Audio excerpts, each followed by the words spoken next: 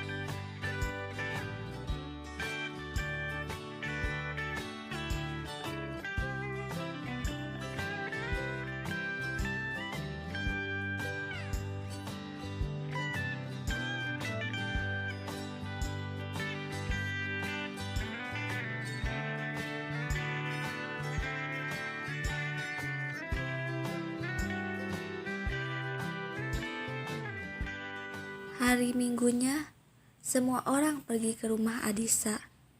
Setibanya di rumah Adisa, kami langsung mengucapkan salam. Assalamualaikum. Waalaikumsalam. Oh, kalian, silakan masuk. Silakan duduk. Semua orang berkumpul di ruang tamu dengan perasaan bahagia karena akhirnya bisa berjumpa lagi setelah lama tidak bertemu satu sama lain. Akhirnya sekarang kita bisa bertemu juga. Ya nih aku udah kangen kalian semua. Terharu. Ya udah lama gak bertemu. Udah berapa lama ya kita gak ketemu? Apa kabar kalian semua? Semua orang menjawab. Alhamdulillah baik. Tadinya aku gak akan ikut reuni. Iya sama Man. Kenapa gitu? Aku sibuk kerja, terus tadinya hari ini mau ke pernikahan saudara aku. Tapi karena reuninya gak sering, jadi aku sempetin ikut. Oh gitu ya? Oh gitu. Ngomong-ngomong kalian udah pada kerja belum? Aku alhamdulillah udah kerja. Kamu sendiri udah kerja Mil? Alhamdulillah aku udah kerja jadi bagian administrasi di salah satu perusahaan di Jakarta. Boro-boro, aku mah lagi nganggur, belum dapat Iya pekerjaan. sama Dis, aku juga belum kerja. Kalau aku sih mau jadi seorang ustadz. Alhamdulillah, tapi baguslah biar Naci bisa jadi seorang imam yang baik untuk istrinya. Aku juga udah kerja di bagian marketing di salah satu perusahaan di Bogor. Aku malas kerja, mending main game. Kalau aku bukan kerja tapi buka usaha sop buah. Kalau gitu bisa carikan aku pekerjaan nggak? Di mana aja asal kerjanya sesuai sama kemampuan aku. Kamu Dis kerja jadi rentenir aja. Jangan dengerin kata Elga di soalnya jadi rentenir kan sama dengan riba. Ya betul Dis, jangan deh, mending kerja yang lain. Coba jelasin Han, kan kamu mau jadi ustadz, pasti tahu kan dalil sama hukumnya bagaimana. Ya Dis, jangan dengerin kata Elga ya, soalnya kan jadi rentenir itu sama dengan riba. Dalam Al-Quran juga disebutkan dalam surat Al-Baqarah ayat 276 yang artinya orang yang kembali mengambil riba maka orang itu penghuni neraka, mereka kekal dalamnya. Serta dalam hadis riwayat Ahmad, Abu Dawud, Ibnu Majah dan Tirmidzi menjelaskan bahwa bekerja pada rentenir adalah haram dan mendatangkan dosa. Dengerin Elga, Adis, perkataan Dihan. Iya, gimana sih nawarin pekerjaan tuh yang bener dong. Iya, bantuin aku juga carikan peluang pekerjaan. Sekarang itu peluang pekerjaan itu sedikit, hampir 10%. Karena zaman sekarang 60% perusahaan-perusahaan membutuhkan orang yang mempunyai pengalaman bekerja yang baik, serta 30% perusahaan yang membutuhkan orang dengan berpendidikan yang tinggi, contohnya S1, S2, dan lain-lain. Iya betul yang dikatakan oleh Maria, karena di perusahaan tempat Ica kerja juga sulit ada pekerjaan. Terus gimana nih? Aku takut tidak mempunyai pekerjaan, apalagi di umur sekarang banyak kebutuhan. Iya betul Dis, gimana nasib kita berdua? Jangan khawatir Dis, kan pemerintah sudah menetapkan melalui Undang-Undang 1945 Pasal 27 ayat 2 yang menyatakan bahwa tiap-tiap warga negara berhak atas pekerjaan dan penghidupan yang layak bagi kemanusiaan. Jadi semua orang pasti akan dapat pekerjaan asalkan kita mau berusaha. Winda juga belum dapat pekerjaan, tetapi Winda disuruh orang tua untuk bekerja di luar negeri. Akan tetapi Winda ngerasa khawatir karena Winda dengar bahwa banyak kasus-kasus yang di luar negeri itu banyak yang disiksa. Enggak, tenang aja Win, kan sekarang ada undang-undangnya yang ditetapkan oleh pemerintah, Undang-Undang Nomor 39 Tahun 2004 tentang pendapatan dan perlindungan tenaga kerja Indonesia di luar negeri, yang memberikan kesempatan bagi setiap warga Indonesia yang memenuhi syarat untuk bekerja ke luar negeri.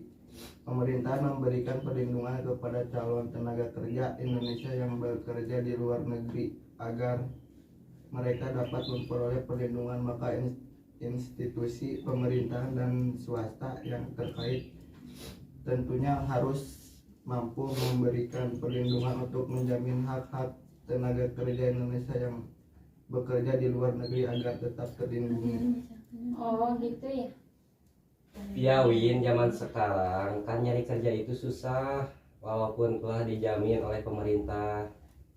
Gak kerasa ya kita berbincang-bincang sudah lama. Ya udah sore nih, ayo kita pulang, ditakutkan cuaca hujan. Padahal masih kangen-kangennya. Lain kali kita reuni lagi. Iya harus dong Mil. Semua orang berpamitan kepada Adisa dan pulang ke rumah masing-masing. Pesan penulis untuk para pembaca atau yang menyaksikan drama ini. Hampir sulit untuk kita bisa berkumpul dengan teman lama kita, apalagi jika kita sudah fokus dengan tujuan hidup masing-masing. Waktu yang terus berjalan terkadang bisa membuat kita lupa akan masa-masa ataupun orang-orang yang ada dalam kenangan kita. Untuk itu, selagi ada kesempatan untuk bertemu, janganlah kita menyia-nyiakannya, karena waktu itu tidak bisa diulang kembali. Dan teruntuk kita semua, tetaplah berusaha dan berjuang untuk apa yang kita inginkan, dengan selalu disertai doa kepada Yang Maha Kuasa, karena dengan usaha yang baik tidak akan mengkhianati hasil.